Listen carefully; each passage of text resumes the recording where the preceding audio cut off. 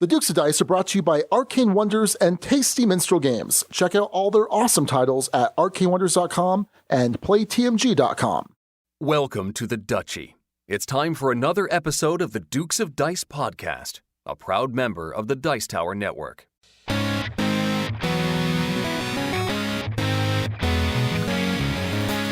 Coming to you from the Duchy in the Duke City, Albuquerque, New Mexico, it is the Dukes of Dice, a podcast about board, card, and occasionally role-playing games. Today, the Dukes are joined by me, Mike Fitzgerald, and we give you our top 6 games with multi-use cards.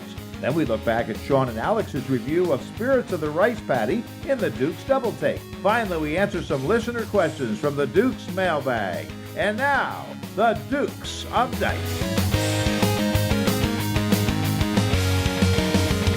Hey everybody, welcome back to the podcast. This is Sean. And this is Mike. Welcome, Mike. How you doing, buddy? I'm doing fine. It's really good to be here. Thank you for having me. Are you having an eerie sense of deja vu? Just a little bit, yes. Maybe we'll get into that later. Who knows? But hey, that's right. This is episode 128, which we're titling One Size Fits All, F-I-T-Z, in honor of our buddy here, Mike Fitzgerald. That's a great title, I think. Excellent. It sure was, and it was named by the one and only Steve O'Rourke, who we've dubbed the Name Father, who is responsible for more episode titles than any other person by far. And if you don't know what that's all about, every week on our Board Game Geek Guild number 2008, we have a contest for bragging rights to have people name the episode, and you can go and check that out. And at the end of the episode, we'll give you the runners-up, the rest of the top 6. So, but hey, Mike Fitzgerald, good friend of the show, welcome back. Oh, very, very nice to be here. Thank you so much. Well, we've had you on the show. We've had you in interview form a couple times. You've been on some of the con episodes. You've been on the baseball highlights tournament episode First mention. Oh, I won this time. Yes, you did. Perfect. So yeah, it's great to have you back, and now you're here in a full co-host capacity. Very honored to be filling in for Alex, who's such a wonderful guy and a great co-host. You two have a really good thing going with the show. I'm sort of hooked on it now. I listen to it in bits and pieces and on my phone over several days, usually when I'm driving, and it's super stuff. Well, thank you. And certainly, you were one of the first people that came to mind when we knew Alex was going on his hiatus to come and help us out here. So we appreciate it. Oh, I'm excited. So let's get to it. Okay. Well, before we start talking about some awesome games, just a couple bits of show business. For those of you that don't know, we do have a Patreon campaign going. It's patreon.com/Dukes of Dice. We have a lot of amazing people that help support the show there, pay for expenses, for new equipment, all sorts of stuff. And just want to give a quick shout out to a brand new backer, account level backer, Jason Rimmer. Jason, thank you very much. We do appreciate your support.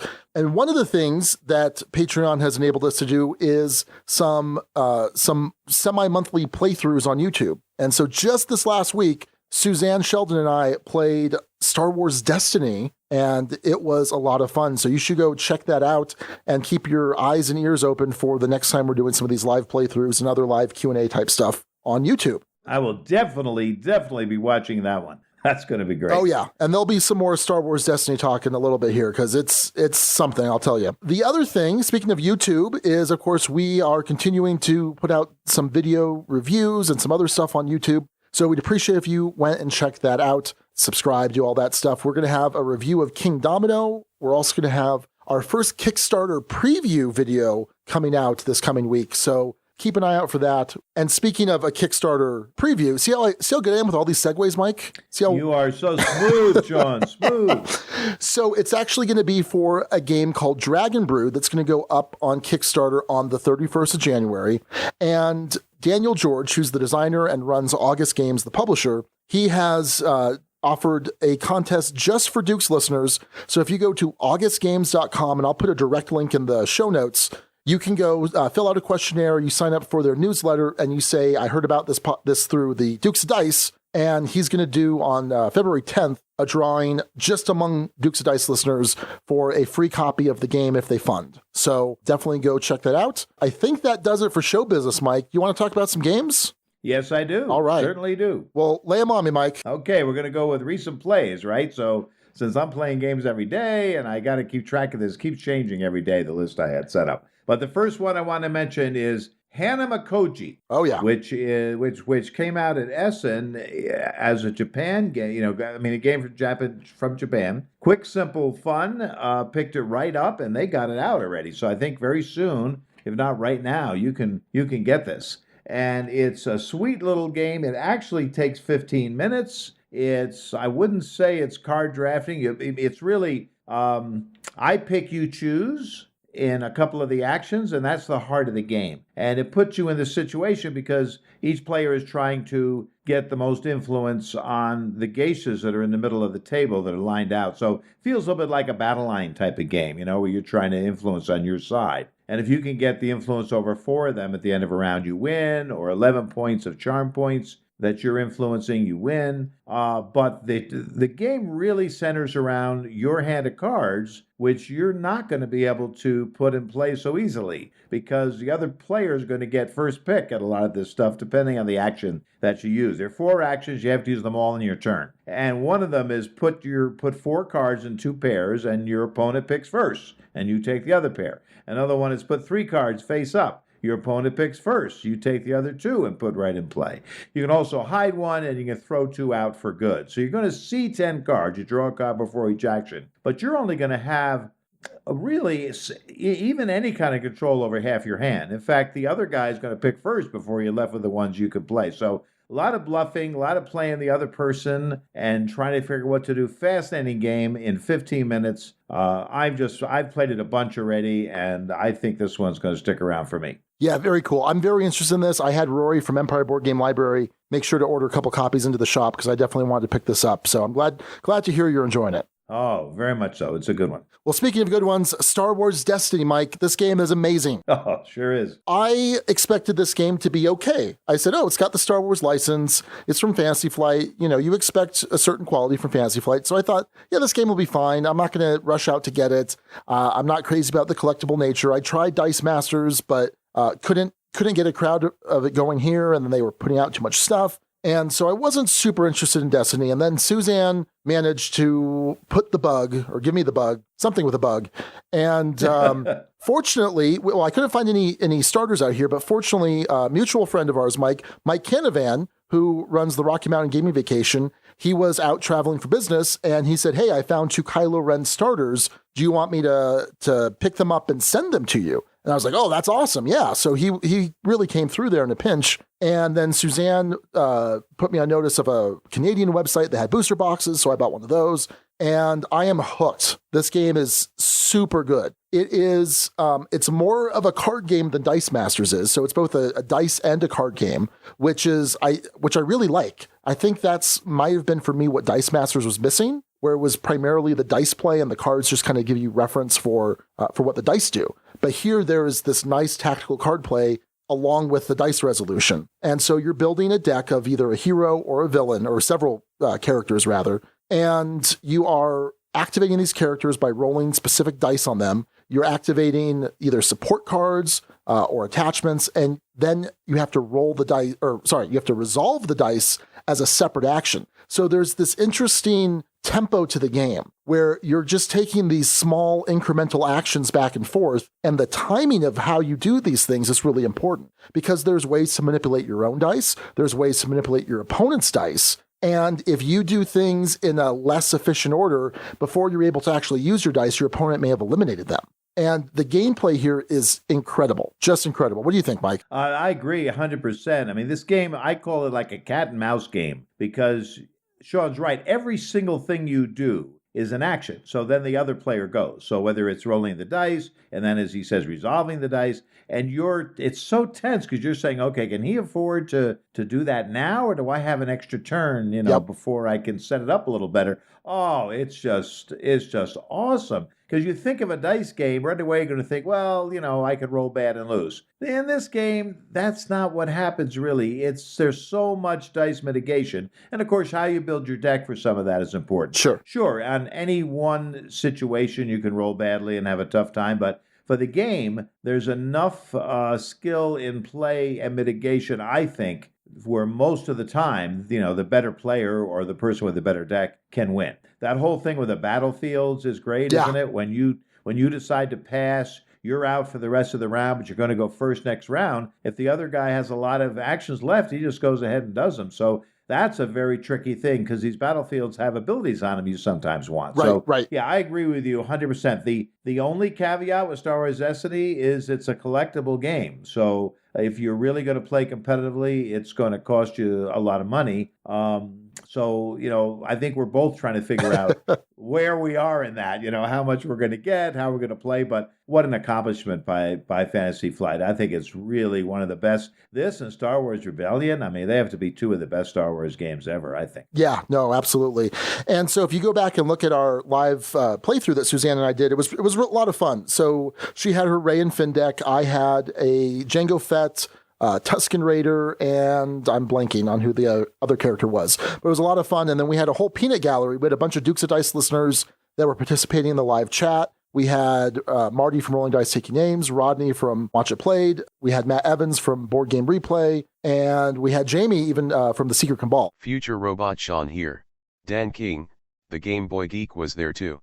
Sorry, buddy. So it was a lot of fun, and they were merciless in making fun of us and critiquing our strategic decisions. So yeah, and there's a lot of stuff in there too. It's an interesting game, and I'm certainly going to watch your playthrough with Suzanne. I think that's going to be fun. So the other game I played, and boy, I've played this game a lot, and only came out at ESSA, and that's Great Western Trail. And when I first played it a couple of times, I thought, okay, it's deck building, which I know how to do. So I concentrated on the cattle, and I did well early on. And then I noticed other people starting to beat me pretty badly by combining that with some other strategies. And even forgetting about the cattle. I have seen people do well in this game without even worrying about what's in their cattle deck. So I started to say to myself, wow, this is a little more to it than I originally thought. So I've played a lot of games. The last one I played was very interesting, where my opponent went for buildings pretty much only. And he got to this big building that lets him maximize his certificates, which help you increase your money at Kansas City and get to a better city. He had that increased every trip, so it became to be less important what his deck was like. I won, but barely. So the more I play this, the more I see just how much. I used to do the Cowboys only. Now I'm doing the Engineers and a few Cowboys. I'll certainly have to try one with the Builders mainly. It just has so many ways to go, and it's fascinating stuff and a lot of fun, I think. Just a good theme and a lot of fun. Yeah, truly an excellent game. And I feel like every time I play it, I play it out in such a very different way than the previous time. Yes, absolutely. And I absolutely love that. All right, well, the next one I'll talk about, Hansa Teutonica, a 2009, I guess it's a new classic, right? It is. And this is something that I have not played. I know that when we did our review of the Stouffer Dynasty, it's the same designer, I said, I really need to go back and play Hansa Teutonica because I always hear amazing things about it. And I finally was able to. Our buddy Eugene, he usually brings it with him because I guess it's one of his favorite games. It is one of the meanest Euros that's out there, period, I think. And it is a knife fight. Basically, what you're trying to do is you're trying to complete these networks. So in between cities on a board, there might be 3 or 4 different spots, and you're placing cubes from your supply. It's an action to place a cube. It's an action to gain more cubes from your bank of cubes. And when you complete these routes, you're going to remove the cubes from that route because now someone else can claim it again in the future. And you can either then place cubes into a city, which is going to help score some points throughout the game. And there's also some route connection things you have to do. Or some of them have some ability to increase the technology of yours. So on your player board, you have these different technologies that you can remove cubes and discs from, which make you better at certain actions or give you more actions or help with endgame scoring points. Lots of stuff here. I did terrible at this game, Mike. Absolutely terrible. Because you were staying on your own, right? Yeah, and that's it, exactly. You can't do that. I figured, you know what? You guys fight over this stuff. I'm going to go over here and see if I could just kind of keep to myself. And this game wants you fighting each other. This game wants you in each other's faces, because what you can do to disrupt your opponent is you can actually either block them, fill in a spot where they haven't gone yet, or you can outright displace their cubes and discs. And you do this by spending some more of your own cubes, but then that allows them to kind of place additional cubes as a free action on an adjacent network. So the more of a target you are, the more people are going to bump you around and let you get free bonus actions, essentially. And I wasn't doing that at all. I was trying to build an engine, and then I didn't know when to actually start going into point scoring mode. But ultimately, I was playing the game incorrectly, I think. And I was, just sitting in the corner while everyone else was brawling it out. Well, this is a classic. I mean, in 2009, I played it a lot when it first came out because I was really interested as a game designer to see the mechanisms, especially in what is maybe underneath a euro. Right. But you're right. I mean, it brought out a lot of stuff. And every time I play, I was thinking to myself, wow, a lot of this stuff's going to be used by the designers. And it certainly has. You can trace a lot of the stuff in Hansa Teutonica into games over the years. Right. That have been changed a little, maybe borrowed. But the concept that it's okay in a Euro game to, bring out the gloves and go out a little bit, which I think is necessary to be there. Sure. I mean, you don't have to like it. Some people do, some don't. But to have a variety of games like we do these days, I think the stuff that Hansa brings to the table is important. So, hey, so glad you caught up on that classic, because that certainly is one. And now it's got me wanting to play again. So I guess, is there a new thing coming out, a new one? I think so. I think I either heard that it's announced for being republished, or that it just was republished. Okay. I'm not sure. I'm going to certainly look that up. This is going to be the year of the reprint, by the way, because a lot of older games are coming back, some with, upgrading for the modern era, some not, but it's really good to see some of the great games get back in print that have been out for a long time. The other game I played was my favorite game of 2016 by far. And I'm usually not in the mainstream exactly when it comes to my top couple of games. And this one, I think at this point is no exception, but the people I introduce it to do really love it. This is Key to the City London from Richard Breeze. I went to London for the first time ever the week before Essen, so I think I'm sort of ready to love a London game at that point. So I get to Essen, and there it is, and Richard Breeze is showing it off. It's Keyflower related, certainly updated and streamlined. I can't get enough of it. I think he just did such a good job of smoothing Keyflower's system out, adding a whole different thing of connecting your hexes together to make your borough of London, and you have to use tubes, for instance, like the tubes in London. You have to put down electrical cables. You have to put all these things, and certain locations need more of those than others of certain types. So even the Thames River is represented as part of the timing of the game, and you can even end up with the river tiles in your borough. So, this is a 10 for me. I have played probably 20 times since Essen. It's quick. I've played 2, 3, and 4. Love all the counts. I've spoken to a lot of people. I find myself playing for my favorite locations in London as much as I do for trying to win the game. It's just really fun. They have these 3D figures of some of the things like the London Eye and some other stuff that you can use to upgrade your buildings. Really a masterpiece, I think. Now, I play with some people who love Keyflower. I like Keyflower, but I thought it was not maybe smooth enough for me, and a little long, and I didn't feel the theme-ish. And I even talked to Richard Breeze about that, and he says, well, this is why I did this game for gamers like you, because we keep all the tension of the meeples and the meeple bidding and all that stuff that's in Keyflower, but he's really smoothed it out. He really made the play intuitive and quick. So Key to the City London, I would recommend. Very cool. Yeah, I'm excited to try that. I'm a big fan of Keyflower, and I'm interested to see this kind of more streamlined version of it, but keeping some of the depth, it sounds like. Oh, yes. Oh, absolutely does. Yeah, there's a lot there. Very cool. Well, the last game that I'm going to talk about is Neolithic. This is from Smallbox Games, and I figured, hey, we're talking about multi-use card games, so here's a recent play of one. This was something that Matthew brought to my attention. Matthew is a big fan of the Smallbox games. There's this and Omen Reign of War, the two that he's shown me, and for whatever reason, they still kind of fly under my radar, and I feel like that needs to change. It was kind of a rough night for rules explanations last night, or I guess 2 nights ago now, at our Dukes of Dice game night. There was a fraternity. There were like 30 or 40 people. So we had like 15, 20 for the Dukes, and then another 30, 40 frat boys along with regular customers there at Empire, and it was really loud. And Matthew did his darndest to try and teach me the game despite all of that racket. And so at first it was kind of hard to hear, but it made a lot of sense as we played. It is an interesting mix of multi-use cards, kind of worker placement, some hand management, some hand building. And you start off with a couple villager cards that you're going to place out on one of these 5 different action spaces. And if I place on, say, the gather space or the hunt space, then my opponent can't also play there until we kind of reset things. And a lot of this is revealing some cards and then picking one or two, or looking at cards and picking one. And you're going to add some of the cards that you take in front of you for some symbols. So there are different animal symbols. There's different resource symbols.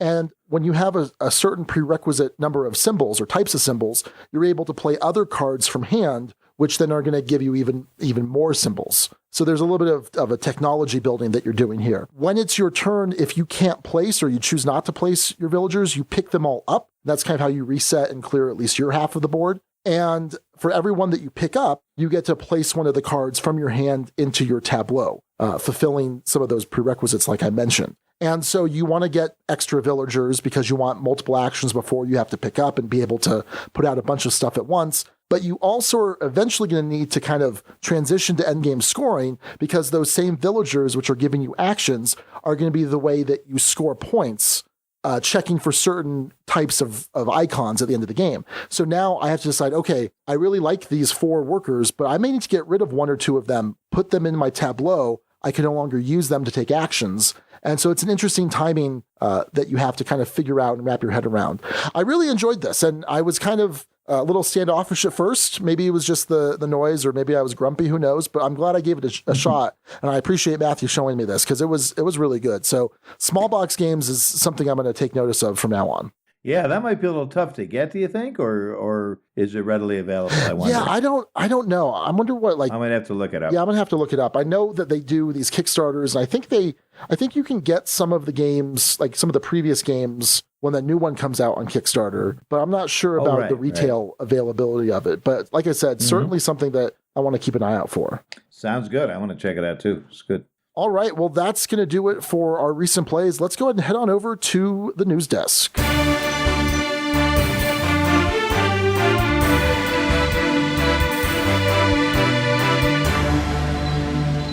Okay, first up in news, Arcane Wonders, who is a sponsor of the show, they are putting out this retailer support kit, which is going to have some promos for some of their awesome games like Mage Wars Academy, and then the Dice Tower Essentials line. So Onitama, Sheriff Nottingham, Royals, and Speechless, which I don't think is out yet. I think it's coming out soon. It's the new Mike Elliott party game. And this is interesting because it's something that they're doing for your friendly local game store, your brick and mortar stores, to kind of, I guess a reward for people shopping locally. So I'm interested to see some of these promos. If you're the kind of person that loves your promos, then you're going to probably want to look into this. Maybe ask your local shop, hey, can you get this in? Supplies will be limited.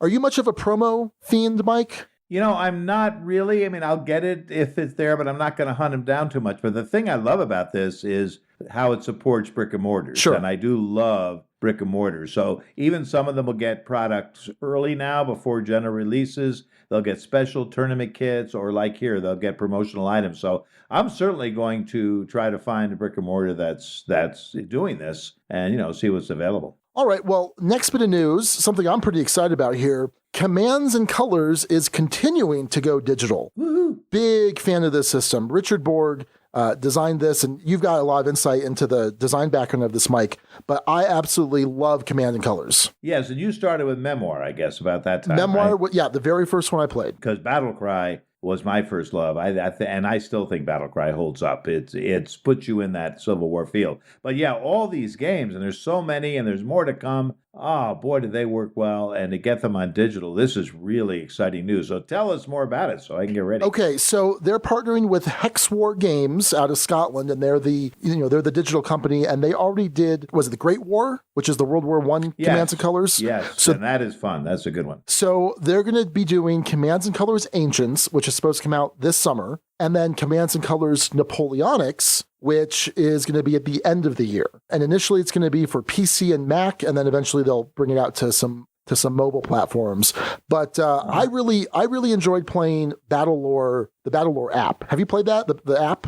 It's funny. The only one I'm not a particular fan of is Battle Lore. Oh, interesting. I'm so ingrained in the original system that the adding of the cards and the magic and that stuff just feels off to me. Okay. I'm just sort of used to it so much from the days of Battlecry on so I did play it because it's a clever game. I like how the players set up the board and stuff. Yeah. I like the way it works. But I didn't get into it enough, to play a lot on the app. Yeah, so like I said, I'm a big fan. Started with Memoir. I had Battle Lore First Edition, love Battle Lore Second Edition, and then I actually bought Commands and Colors Ancients and the first expansion directly from Richard at Dice Tower Con at the flea market. And I've told you the story before, but basically I'm like, wow, why does this guy have so much Commands and Colors stuff? I finally went up and I kind of haggled with him, and I got the two games, and then Alex comes up to me and says, "Oh, you should give him our card." I'm like, "Why am I gonna give this guy my card? He doesn't want my card." And Alex is like, "Look at his name tag." I'm like,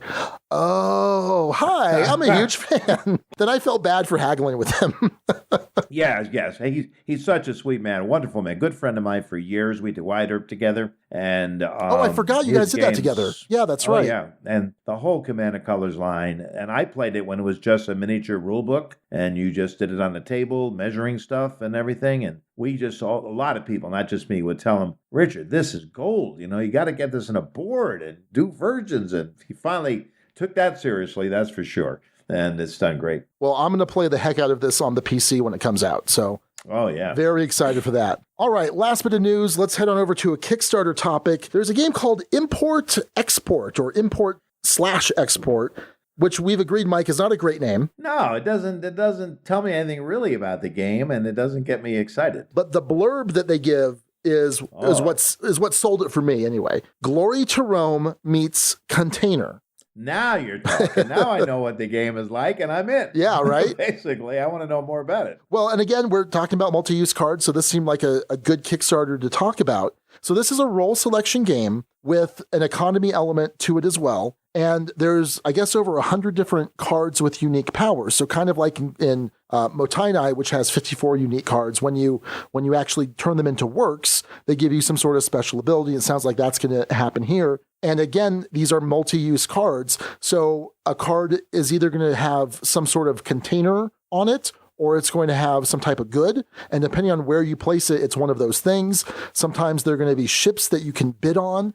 Other times you can pirate certain goods from the ships, or you could sell cards for money. It looks really interesting, and it has a similar style to Heiko Gunter, who has that very minimalist style art on the Glory to Rome black box. And so it looks good. So what's your issue with the Kickstarter campaign for it, Mike? Well, my issue is if they want me to back it, and you're right, it sounds really good. I've got to be able to see how it's played. I got to get a video, how to play that really gives me because I play games. I don't know if the word is emotionally or not, but I mean, I'm intuitive. I want to have fun, and I know it intuitively. And if I'm playing and I feel, I play games by feel more than I do cerebrally. So for me, it's got to have a system that I just feel is fun when I'm doing it, and I can tell. So I got to know that. I got to, get a video, rules up. Maybe a review from somebody always helps. So, right now I don't see that. So I'm cautious. Well, I did back this. It's $35 for the base game. There are some additional expansions you can add on, and I didn't go that route because I don't want to dump too much into this until I've actually played it.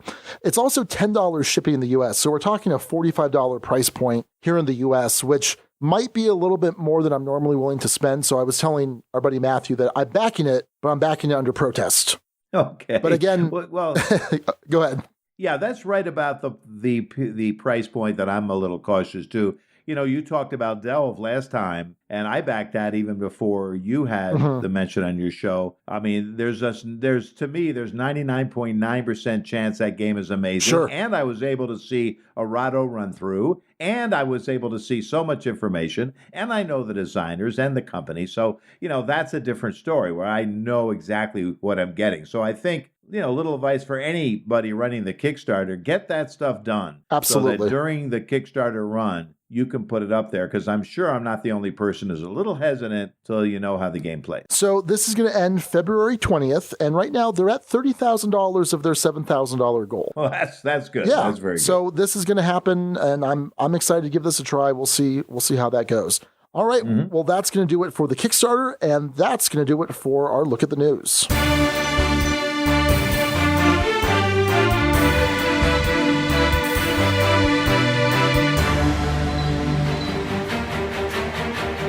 Hey everybody, the Dukes have a brand new sponsor, the fine folks over at Arcane Wonders. Arcane Wonders publishes the Mage Wars games, including Mage Wars Arena and Mage Wars Academy. Mage Wars Arena combines the best of tactical card play and tactical miniature play. You'll summon mighty creatures to do battle in your name, cast powerful spells to attack your foe, and thwart their every plan and strategy. You'll use hidden enchantments to turn the tables and rule the day. Adorn yourself with mighty weapons, armor, and arcane artifacts. All of this and more await you in Mage Wars Arena. Arena is fully expandable and includes a ton of expansions to let you customize how you want to play the game. Mage Wars Academy is a streamlined and boardless version of Mage Wars Arena. It's designed to be faster playing and more portable than its big brother. Arcane Wonders is already cranking out the expansions for this one as well. So be sure to check out Mage Wars Arena and Mage Wars Academy and all of Arcane Wonders' awesome titles at arcanewonders.com.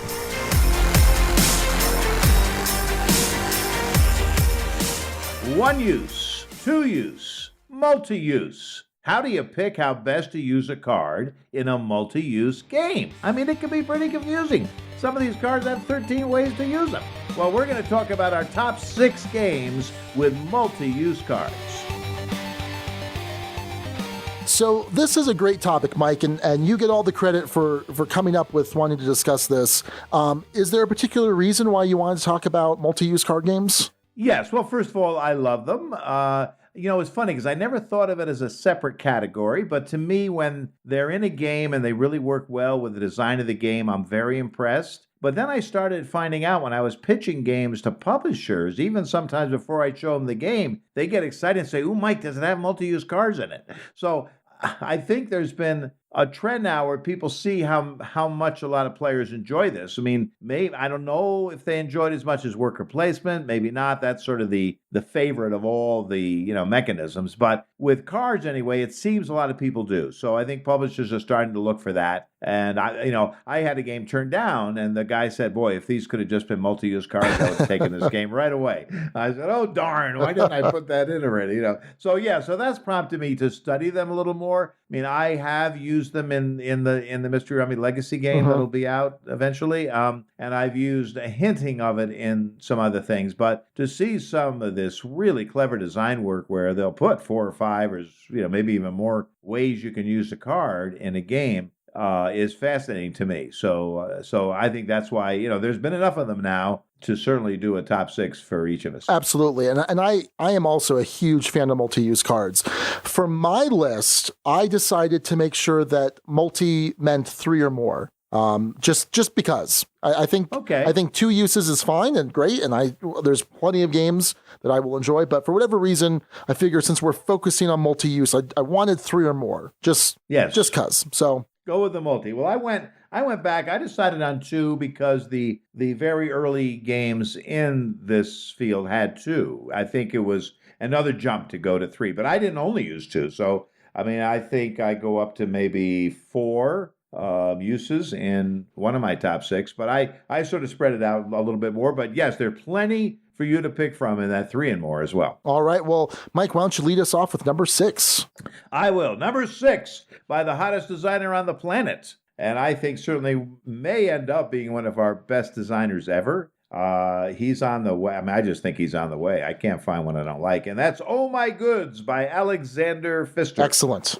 And Oh My Goods uses multi-use cards in a very necessary way. See, this is what I like when a designer says, "Okay, here's I want to make the game smooth and fun, and so I'm going to use this multi-use card, and it really helps that." You know what I mean? It really is meaningfully implemented. So this game, though, my favorite part of this game is a flop that happens in the middle of the table. I just feel like I'm playing poker or something, and the risks that you can take, the risk reward. Do I build it perfectly? Do I wait?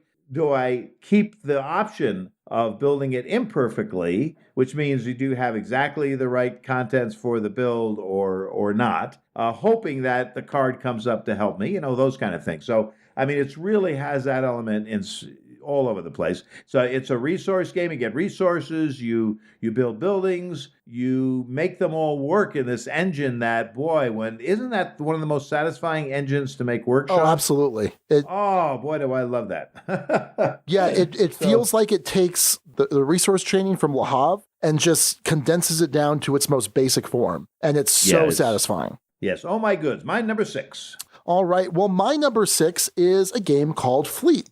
This is designed by Matt Riddle and Ben Pinchback.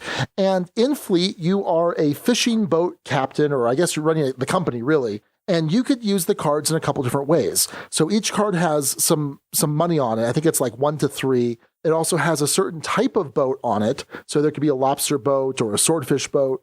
And then the third way you could use a card is by just turning them face down, because you have to captain a boat. So face down, it represents a captain. And so you're going to pick these contracts that are out there to choose from. You're going to try and fulfill those with the right type of boat. And you need to make sure that, do I save this card for the boat type? But it's also worth 3 money. I may need this to spend on other cards I need. So it's a tough choice. And that's really what this whole mechanic or category comes down to, is making that decision between using it in this mode versus that mode. And I think this is a really nice entryway or entry-level multi-use card game for that purpose. And so that's my number 6, Fleet.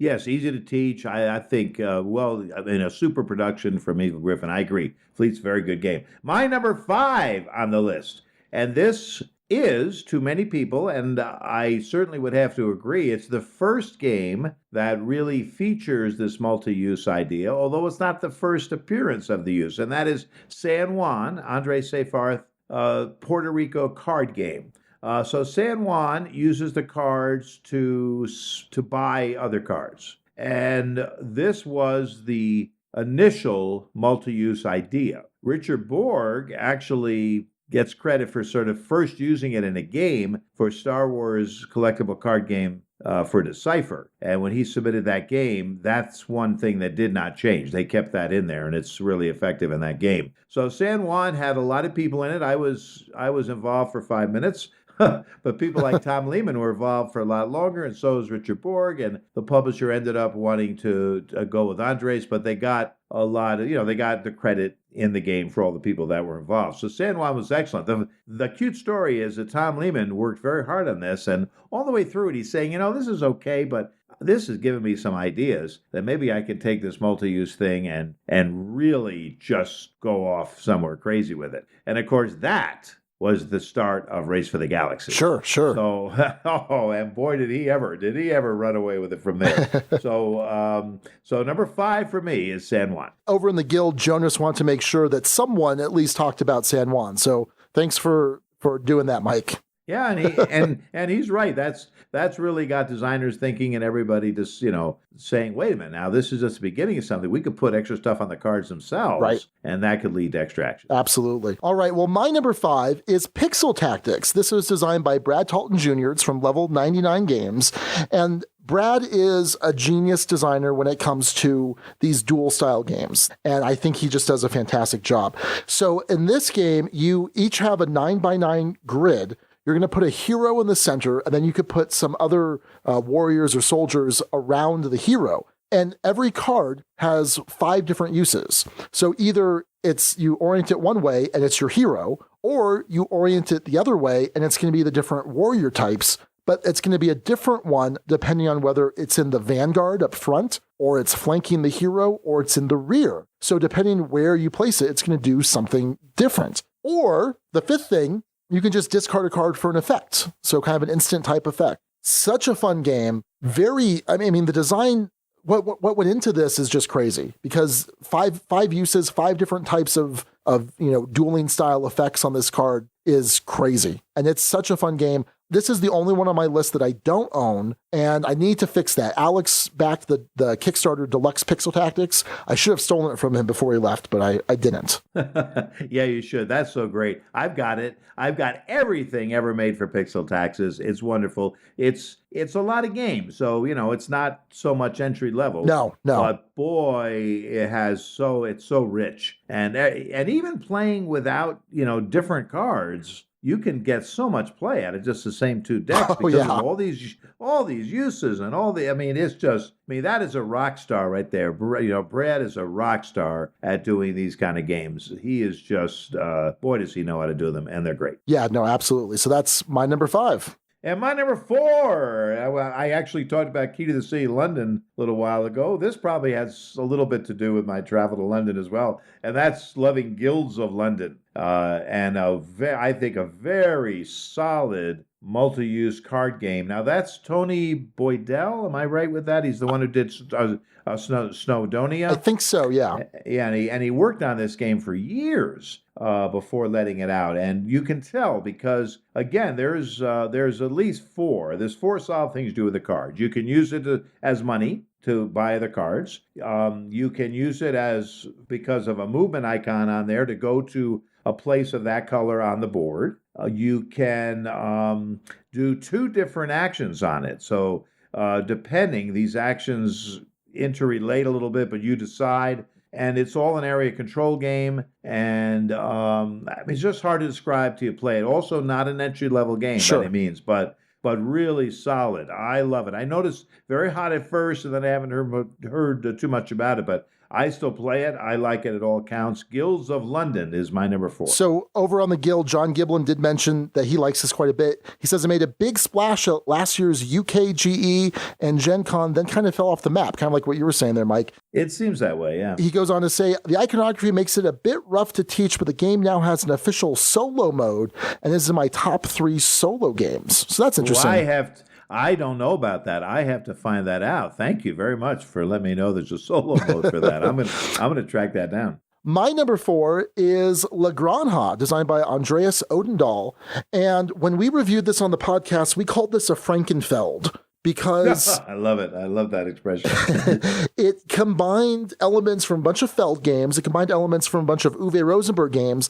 And then it has multi-use cards in a very Carl Chudik style fashion. And what you can do with these cards is you can either use them, you tuck them, so it's like a big Glory to Rome mat or a big Motainai mat, and you tuck them on the left to get some harvest goods, you tuck them on the right if you want to get some animals. Underneath, or rather the bottom, you tuck them and you get some sort of special ability. It's a worker or a field hand that's able to give you some unique way to break the rules of the game. Or finally, you tuck it at the top and it's an order of goods that you have to fulfill. And it's really cool. And what I like about this is that it takes multi-use cards, but it then puts it in this big, meaty, kind of dry themeless Euro, which I love. I love my dry themeless Euros, but I just like that it integrates that Chudik-style multi-use card so well. And I think it could have been a disaster, but at least for me, it works out beautifully. A lot of interesting decisions, a lot of cool Euro-style mechanics, plus multi-use cards. I love the multi-use card of this game. I just wish that was the game. Sure. But because for me, that's the really outstanding part of it, So I like to concentrate on that in the game. I'm just not a big fan on, as you say, the dry themeless Euro part. Although I understand it was a good design. I certainly understand that. But boy, did I love the card game use in that game too. Excellent. And what I'm hoping is they came out with No Siesta, which is the dice game. So they take just the dice drafting mechanic from the game and now it's its own game. I'm hoping they do the same thing, but with the multi-use cards. So am I. They could make that just that card game somehow. That would be fantastic. So that's your number 4, yep. La Granja. So my number 3, moving up the ladder, interesting game. I was so impressed when I saw this at Essen again. One of my favorite designers, Bruno Cathala, and the artwork is fantastic. The components are fantastic for a relatively small entry-level game. This is Kanagawa, which takes painting Japanese art and makes it a theme that I feel like that's what I'm doing. So they've accomplished it as far as I go. And they do it with a very simple multi-use card system. Each card has 2 uses. So when you're drafting, you have to take a whole row of cards. So the main thing you're trying to do is paint the painting. So you might be able to paint 1 or 2 of the cards you take, but you might get up to 3. So what are you going to do with the other ones? Well, you just flip them upside down, and they're part of your studio. They provide you paints. They provide you extra things towards goals and things, more brushes to be able to make different paints. So sometimes you're drafting for the studio side, sometimes for the painting thing itself. And I really like that every card is usable for you, and the game would not work in any other way. So I really like that the multi-use card is just a necessary function to make the game so smooth and so easy to play. Kanagawa, don't miss out on it. Play it if you can. It is my number 3. Very cool. Yeah, I got one play of this in, and I'm very excited to play some more. My number 3 is Imperial Settlers, designed by Ignacy Trebuchet. And this is a light, not light, but compared to other Civ building games, it's a light medium style game. And you are building this whimsical civilization. In the base game, you've got Romans and Japanese and barbarians and Egyptians, and there's some add-ons for Aztecs and the Atlanteans. So lots of cool stuff here. I love the art style, but again, it's got multi-use cards. So you can either use a card as a building and you pay a certain amount of resources, and now it's going to help you build more buildings or give you some sort of special ability. You can use some of the cards to make a deal, which gives you another means of production. This mean of production is a little bit harder for your opponents to disrupt. Or you could use a resource called raise, these little sword icons, and you can raise cards from your hand. And you get some sort of one-time ability when you spend that sword to do that. So interesting way to either build, to get extra resources, or to get some sort of one-time benefit. Sometimes it's points, sometimes it's resources. And it's a really fun game. There's some interaction, because you could also raise your opponent's buildings once they're in play. But a lot of times you can kind of just work on your little civilization and build things out as you wish. I really enjoyed this game. I think I preferred it too. And I could always count on Raquel to just clean my clock at this. I love this game also. This game is like a drug, and Ignacy has that ability, and this is the kind of game he makes the best. All his stuff, right? Great theme, fast to play. This thing is fast, and as you play, you get better and better. So I do like the learning curve of the game, because at first you'll get, 30, 40 points, and before you know it, you're getting over 100, and you really sort of learn how to negotiate that deck. And then the interplay is fun, and there's so many factions. Yeah, this is a fantastic game, Imperial Settlers, and really encourage him to bring back 51st State, right, and in that Master Edition, which is quite good also. So that's a great choice. That's my number 3, Imperial Settlers. All right, now to my number 2 in the multi-use category. We're going to go all the way back to 2005, which is a long time ago, right? That's 11 years ago. Absolutely. So, and here's a game that people still get very excited when they get a copy. And I know Sean fits into that bill too, because it's not available. And unfortunately, and I know the story, I'm not going to share it, but I will say it's very likely this never sees another printing. Right. But it certainly should. Any other game that had this kind of respect and people loving it would certainly get printed again. So keep my fingers crossed, but it's been a long time and it just hasn't happened. So number 2 for me is Glory to Rome.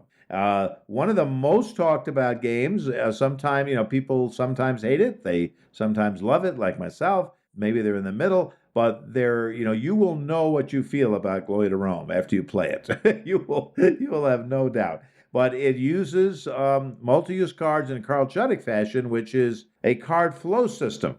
In fact, you can do this game with a flow chart. The cards start they start either on the floor where you have to take them with actions. You'll move them to other places around your board, around your little personal player map. So you can make them resources. You can make them helpers. You can So those are the two, and you can have them in your, now it's craft bench in Matainai. I've almost forgotten what it is in Glory to Rome. Yeah, I'm blanking.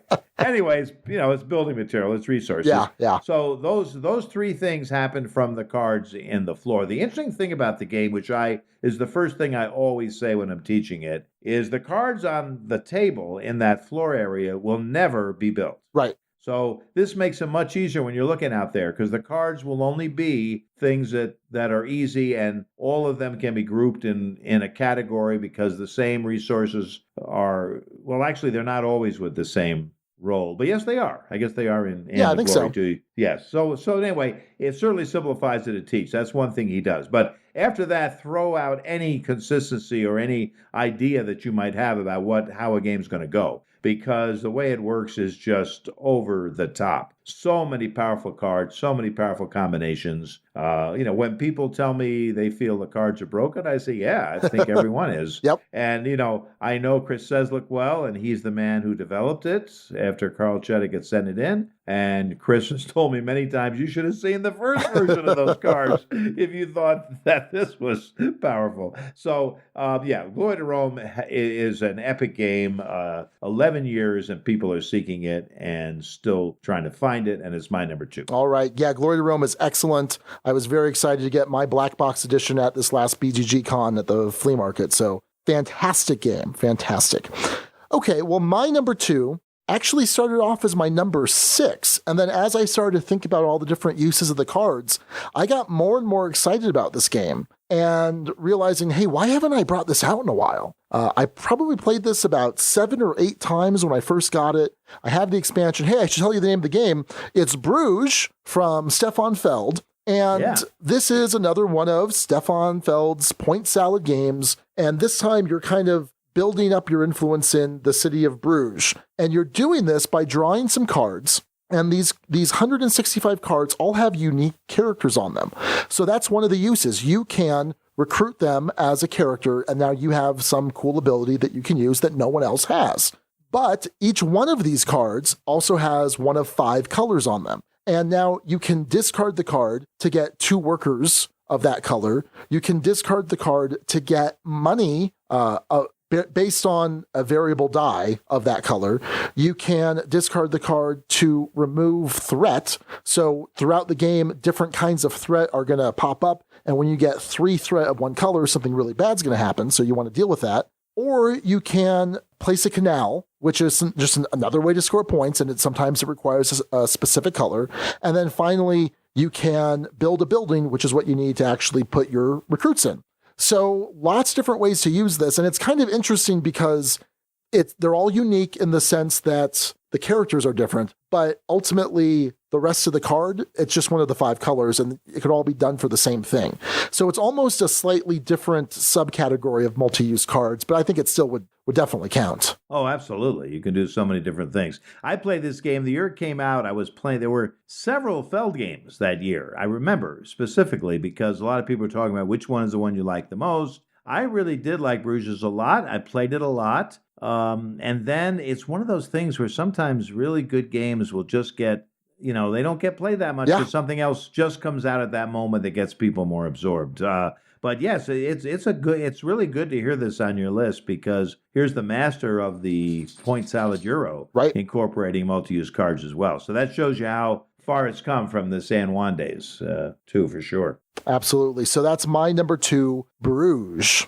Now, number 1. So with me, I guess this makes sense. I mean, if a game is my number 1 game of all time, and it happens to be multi-use cards, I guess it's got to be my number 1 game in the multi-use category. So it certainly is. And we're talking about Matainai. I always feel I should urge you, because I talk a lot about Matainai because I love it so much and I explain its beauty and what it means to me. But by no means am I trying to say that everybody will love this game. Sure. Because they don't. And what I would say is I believe it's worth trying a game, and then just the minute you say to yourself, not for me, that's fine. But, try it, because I'm not sure it's probably even half, but maybe it's 1 out of 5 people or 2 out of 5 maybe that will find a really interesting game that's worth the journey, because it is going to be a journey. But Matainai takes the multi-use card system from Glory to Rome and makes it tight. It's only 54 cards. In fact, I feel like I'm playing gin rummy when I play this game,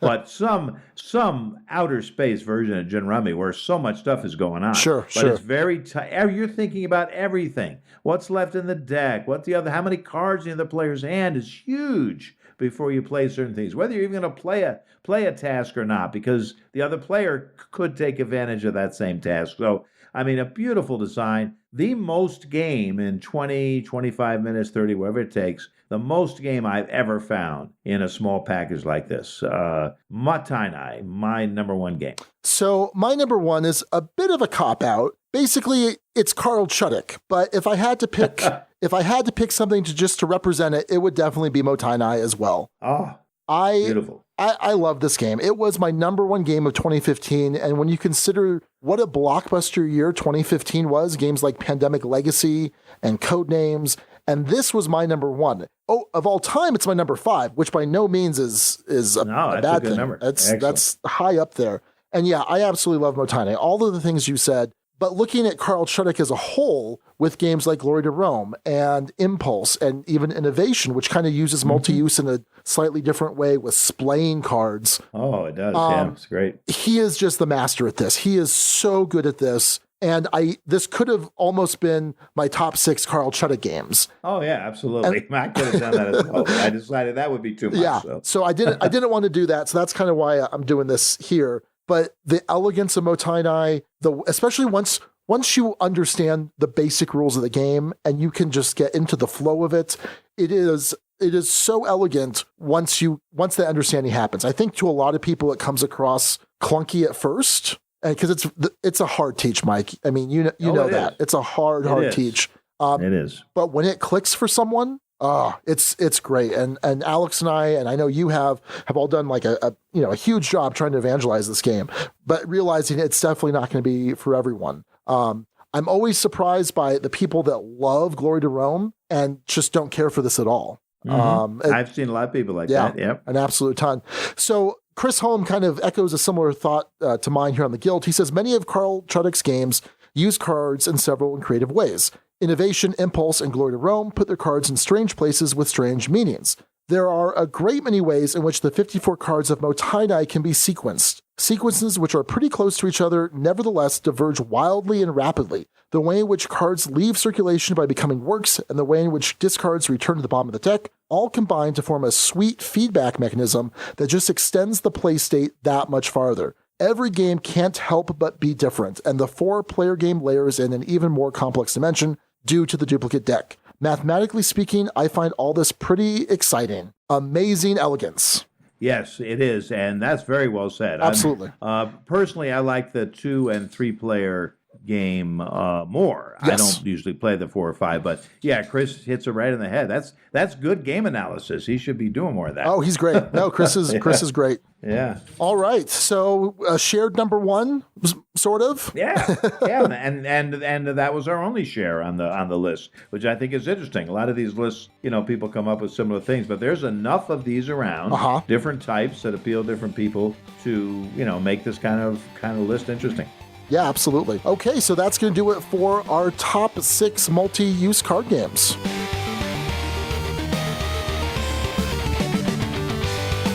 Okay, this week in our Dukes Double-Take, we're looking back at our review of Spirits of the Rice Paddy, published by Ape Games and designed by Philip DeBerry.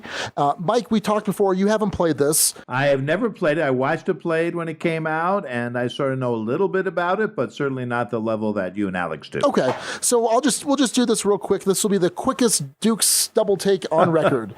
Okay. So previously, Alex gave this a 4. He said it's almost a 5. It's different enough from other farming games that it deserves a spot in the collection, and he thought it was more interactive than most of these Euro farming games. I gave it a 4, and I said, well, it could almost be a 3. It's a little bit lighter than I would prefer for this style of game, but it certainly had a lot of interesting decisions. There are some cards that you play out that give you some amazing special abilities, but it also affects initiative, which is really important. There's an interesting mechanism where you are filling in your rice paddy. You have to flood it, and then you have to empty it to do different types of actions. So ultimately, though, I haven't played this in a year. It's not something I've even thought to bring out. I think it has a ton of merit, and I think especially for players that prefer a light medium Euro, I think this is going to be perfect for them. But I'm going to drop mine to a 3. So we use a 6-point rating system here. A 3 says, game is okay, not exciting, will play in the right situation. I was unable to talk to Alex about this. I probably could have, since I message him all the time on Facebook. But we can make it up. Yeah, he would probably give it a 4. Keep it at a 4. A good game, worth playing, just in all the time, belongs in the Duchy. So okay, so it's one that he liked a little better than he liked overall. it a little bit better than I did. So, all right, well, that's going to do it for our Dukes Double Take of Spirits of the Rice Paddy. This week, we're answering some questions from the Duchy mailbag, but first, a quick word about our sponsor.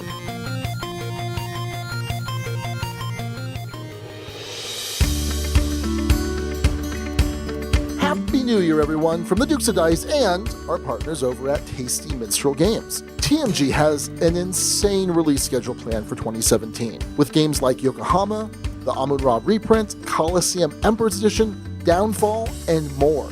But if you can't wait for some of these upcoming titles, there's of course all their recent releases, including Guilds of London, Ponzi Scheme, and of course the Feldmas favorite Oracle of Delphi. Plus they have an amazing catalog of games like Eminent Domain, Dungeon Roll, Orleans, and so many more. Truly there is a TMG game for every type of gamer out there, and for every type of playgroup that you might participate in. So point your browser or head on over to playtmg.com to check out all their amazing titles. So we haven't done a Duchy mailbag in a while, and I thought, well, we got Mike coming on, let's do one now. Like I mentioned before, Mike, you've been on the show enough times that if people aren't already familiar with you as a game designer and host of Ludology, hopefully they're at least familiar with you from appearances here. So let's put some questions to you. What do you say? I say bring him on. This should be a lot of fun. Okay. Well, let's lead it off with Alex. Alex asks, if he were a baseball highlights card, which is probably his biggest dream, what special abilities or what abilities would you give him? Well, I've already mapped out his card, and yours also, Sean. Good. I can reveal that both of you will eventually be in the game. Okay. So how about that? Because you guys are my faves, and we're just, I'm a friend of the Dukes and the Duchy, and it's a very exciting thing. So here's Alex's card. He has got one immediate action, which is that he can look at the opponent's hand. So what that's going to help him do is help decide what's his next card is, right? Sure. Now, I haven't, that's got to be conditional somehow, so I haven't figured that part out yet, but I know that's going to be the immediate action. Then his hitbox will say a single, and then he steals every base till he scores. What's important about that versus, let's say, a home run is that with a single, it could be canceled in many different ways completely than a home run could, right? So I make it a little tough for him. So it goes, he singles, he steals base till he scores, and then you have to remove Alex from the game for 3 months. You can't play with him again for 3 months. Aha. So that's Alex's card. Perfect. Do I have a card? You said you figured out a card for me? Yes, you have a card. I'm still working on the details. You're a little tougher. Okay. But it's going to relate to being a real, really brilliant sort of strategist and, what you are with games. I mean, how you play games and stuff. That's going to be in there somehow. I think everyone in my local game group is probably snickering right now. Okay. So BJ from Board Game Gumbo asks, what are your convention plans this year? Okay, well, last year I did 8, which is a lot. I mean, they were good. I got something out of them. Fun, but exhausting, and it cut into my design time a little more than I would like. So this year, I'm only doing 2. Well, 3 actually. I'm doing the Rocky Mountain Gaming Vacation, which Sean's going to be there too. That'll be in June. Then I'm doing the Gathering of Friends in April. That's an invite only by Alamoon. And it's become a very important one for game designers, especially. We get to, play for the publishers, show our games, and play test with really good playtesters. Then I'll be at BGG.con, which is my favorite of all of them, and I have to do that at the end of November. But I'm going to skip everything in the middle this year and spend some time designing instead. Okay. Very cool. I'm going to be at Rocky Mountain Gaming Vacation. I'm going to be at Dice Tower Con. I'm finally going to Gen Con. It's going to happen this year. Good for you. Yeah, it should be exciting. Should probably be a lot of work and pretty hectic, but I'm looking forward to it. And then BGG Con. Excellent. That's the plan. That's a good lineup. So Scott Sexton asks that as a lifelong Royals fan, he's curious why you picked Kansas City for your card in Baseball Highlights, your Hits Fitz card. Yeah, I'm a coach in the game. Well, I don't want to burst too many bubbles, but I do not get to pick the cities or teams. I'll make a suggestion sometime, especially with the mashup names, if I think it might fit a certain location, because the actual player was probably there. But with these kind of things, I didn't pick Kansas City, but I was very happy to see it because I love the way they play baseball these last few years. I love the small ball, the speed, the pitching. They just really play the game the way I think it should be played. And when they won that World Series, they can come up and they just won't make outs. I mean, they just start hitting single after single, and they're very determined, and I enjoy the team a lot. So I'm not a lifelong Royals fan like Scott, but I certainly appreciate the team, and I'm proud that my coach card is from Kansas City. And are there any plans, he asks, for a Baseball Highlights legacy or campaign-style game? No, especially with the word legacy in it. I just finished doing a legacy game. So, I mean, it's wonderful to do one, but it's so much work and so difficult. I don't know that I'd ever do anything like that. However, when you talk about the baseball game as it is, the fans are coming up with all kinds of variants and ways to play and organize leagues. I'm very impressed. I think they're doing a much better job than anything I could do. Do you have any more interest in doing deck building games? I do. I mean, it's funny. I mean, would you say the Baseball Highlights game is a deck building game? Well, not quite. As we talked about the first time you were on the show, I call it a tactical card game with deck building elements, and you agreed with me.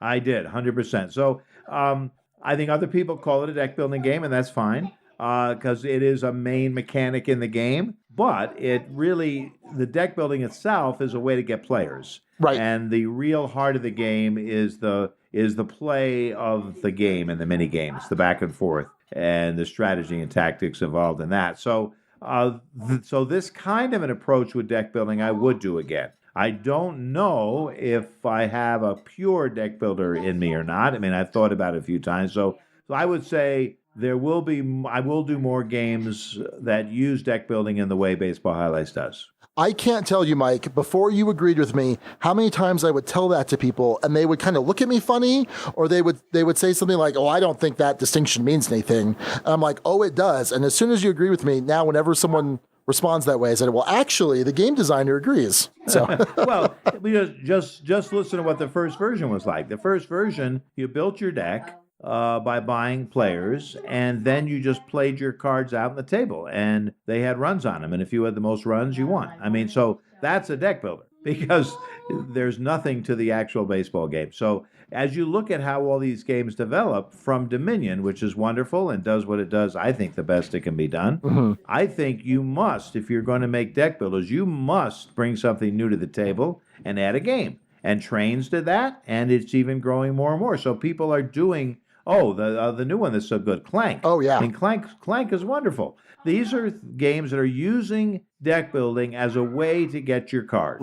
Right. You can draft, you can just draw from the deck. There's a lot of ways to get cards in a game, but this is one of the more interesting ones, and that is the deck building, and that's what those games do. Jeff Epner, and by the way, Jeff has been helping out putting the show notes together every week. That's something that Alex did. And so he's been a big help. So, Mike, everything you're looking at now on your screen, that's thanks to Jeff. So thank you, Jeff. Well, Jeff, thank you so much. It makes it much easier to come in and sub for somebody and have a clue as to what's going on. And it's been wonderful. So thank you very much, Jeff. So I guess we should reward him he wants to know some info about your upcoming Legacy game. Okay.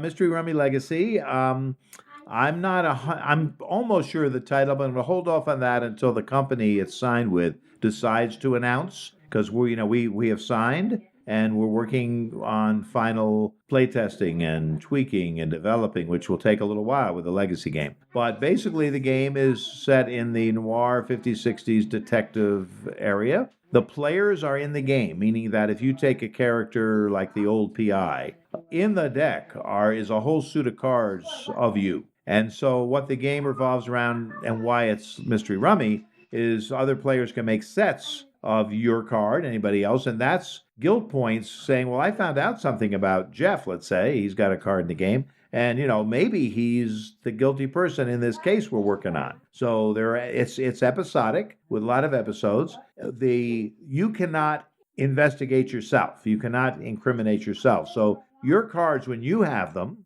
are much different and much more special for you to use. And that's where I get into multi-use. A little different way, maybe the most, because it sort of depends on who's got the card. Right.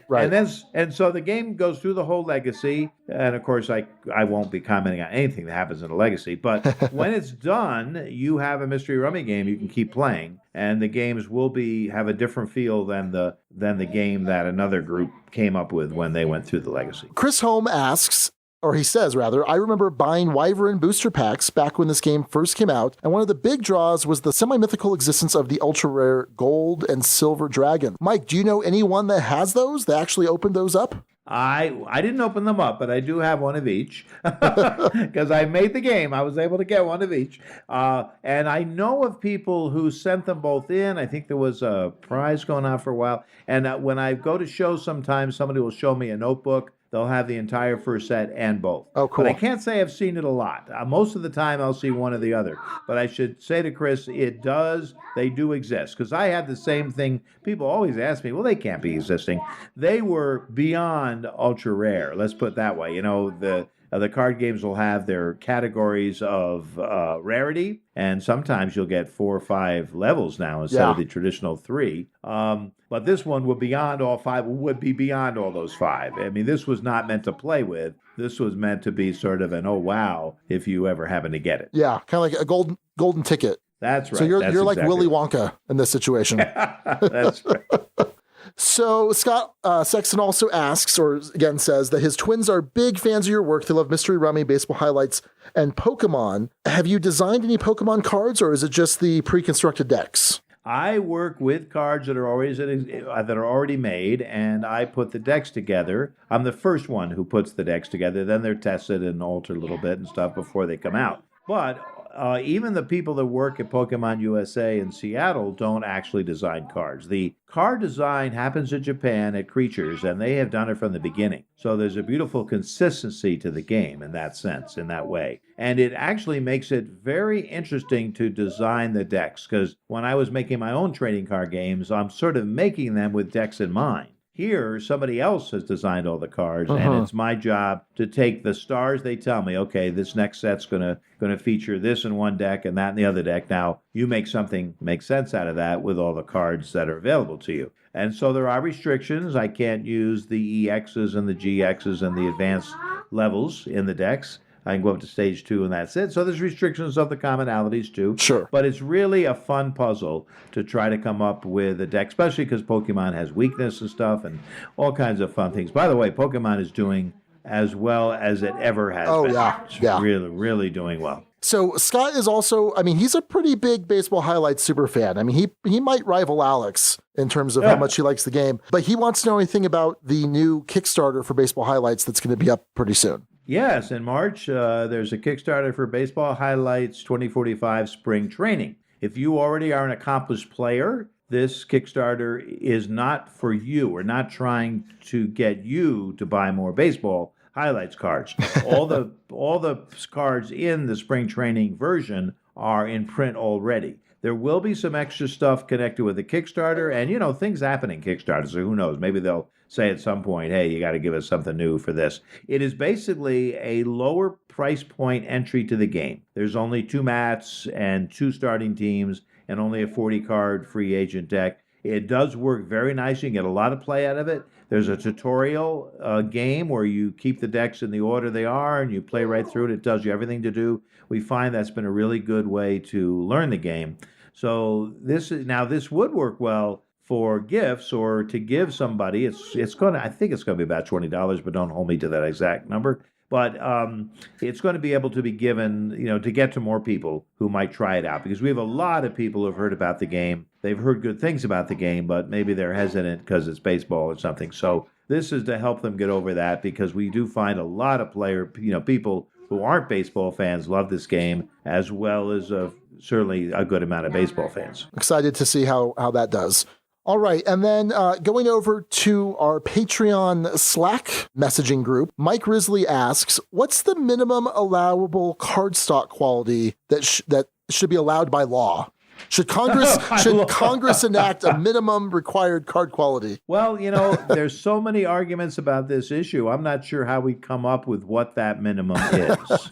There are perceptions among gamers that the cards that have a finish, linen finish, are somehow better cards than cards without linen finish. Now, they do have a nice feel to them, but the thing about cardstock that I'm always concerned with is how does it hold up and in constant shuffling, and how does it wear? Now, a lot of people use sleeves in the hobby, but still, I always want a stock. It's more what's in the card itself. What's in the stock itself. Right. Stuart Kaplan of US Games, and he's made tarot cards in his business forever.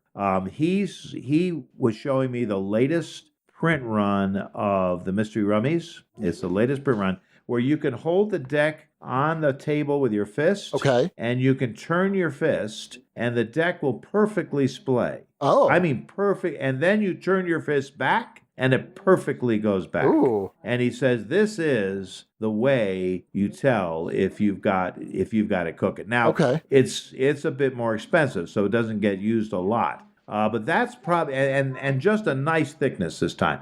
I've been through a lot with cards with my own games. In the early days, Card and Money did all the trading card game stock. It was playing card stock, which is good. It lasts. You know what I mean? It lasts. It has stuff in it, the way they make it. I'm not an expert on any of this stuff, but they tell me they put things in it that make a bond together better. And then everybody sees that, boy, we have to print a lot of these cards, so other companies come in and they offer things cheaper or different. I've seen horrible thin stock, right? That's so thin you maybe get 2 plays and you're worried they're going to break or they're going to tear.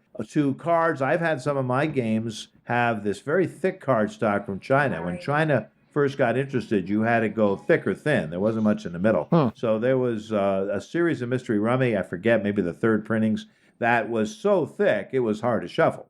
Now, they were good, sturdy cards, but still, that seemed to me to be overkill. Some people said, oh, these are such great cards, they're indestructible. Yeah, but they're also a little hard to shuffle. So to sum it up, I think people have different preferences and what cardstock they like. For me, it's the durability, the shuffleability, and how long they'll last.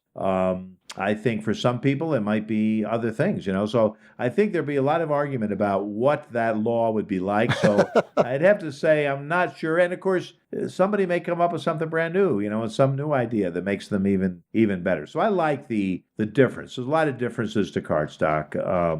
I think most games are coming out with decent cardstock. I think people realize it's something players want. So I don't see too many games lately with inferior stock. All right. Last question also from Mike. If there were one person that you would want to sit down and have a ludological lightning round with, who would that be? Well, if I can write the questions, which I do on ludology, there's a couple people. The first one that comes to my mind is Travis Chance of Action Phase Games. Now they're merged with Indie Board and what is it? Indie Board and Indie Card Board and Games. Cards. Yep. So I don't know if they have they got a new title, a new name, or are they just using both names? Well, I'm not sure. I actually saw them setting up. I saw a Facebook photo of them setting up at PAX today, and the tabletopper, it had both the logos for Indie Board and Cards and for Action Phase Games. Well, Travis is one of the funniest people in the industry. And boy, if you ever get a chance to chat with him, he makes great games too. So that's not bad either. Ask him about his games, but he's just funny and fun. And I have played Time's Up with him. And I mean, it's nothing but laughs. So I would love to get a chance to ask him questions. Now, on the more serious side, my good friend and mentor in the early days and the game designer I respect certainly the most is Richard Garfield. So I did get a chance to write a lightning round that he was involved in, and that was when he was on Ludology. So that was a lot of fun as well. So I would put those two at the top of the list, but certainly Travis, funny guy. And, they have the Kickstarter Delve up, which, as we had talked about, is an interesting game to check out. Yeah, very cool. All right. Well, Mike, thanks for taking the time to answer those. Well, thank you. It's been really, really fun. I enjoy questions of all kinds and comments of all kinds. All right, well, we're going to wrap this up, but first, we have to give you the rest of the top 6, the runners-up to naming episode 128. So Nick Hayes had a couple, and kind of drafting off of Steve O'Rourke's use of Fitz. The Fitz hits the fan, hits, of course, spelled with a Z, and then pitching a Fitz. Oh, yes, that's very good. I like that. Both of those are excellent.